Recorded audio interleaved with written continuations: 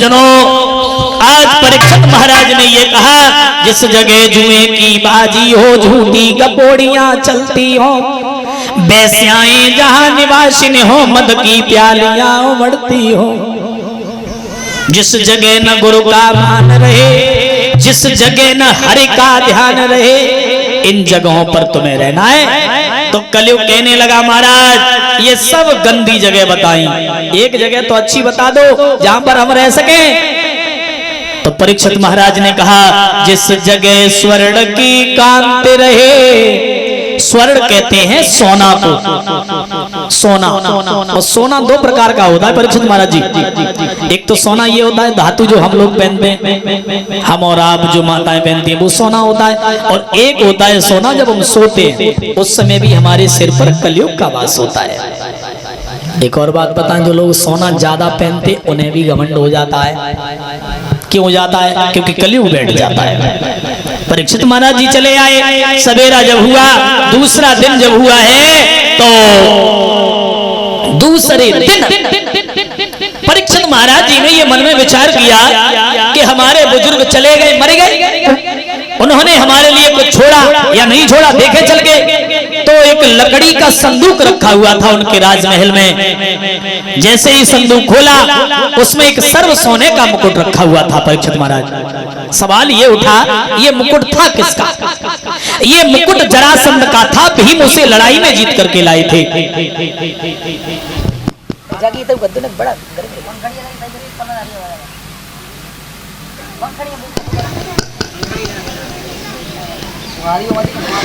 भक्तजनों, जब कलयुग बैठ गया, परीक्षित महाराज के सिर पे सोने का मुकुट जब लगाया, अब फिर शिकार खेलने के लिए गए तो वन में लोमर्ष ऋषि तपस्या कर रहे थे।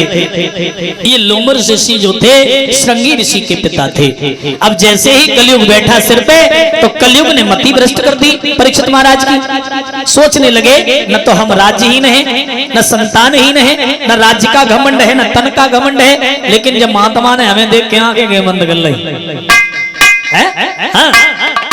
वहीं पर एक मरा हुआ सांप पड़ा हुआ था, मृतक सर्प, उसे उठाया और परीक्षित जी ने लोमस ऋषि के गले में डाल दिया। घर पे चले आए, इधर कुछ ग्वाले भागे और जाकर के परीक्षित जी की करतूत श्रृंगी ऋषि को बताई कि तुम्हारे पिताजी के गले में उस घमंडी राजा परीक्षित ने मरा हुआ सर्प डाल दिया है। अंजलि में जल लेकर के श्राप दे दिया।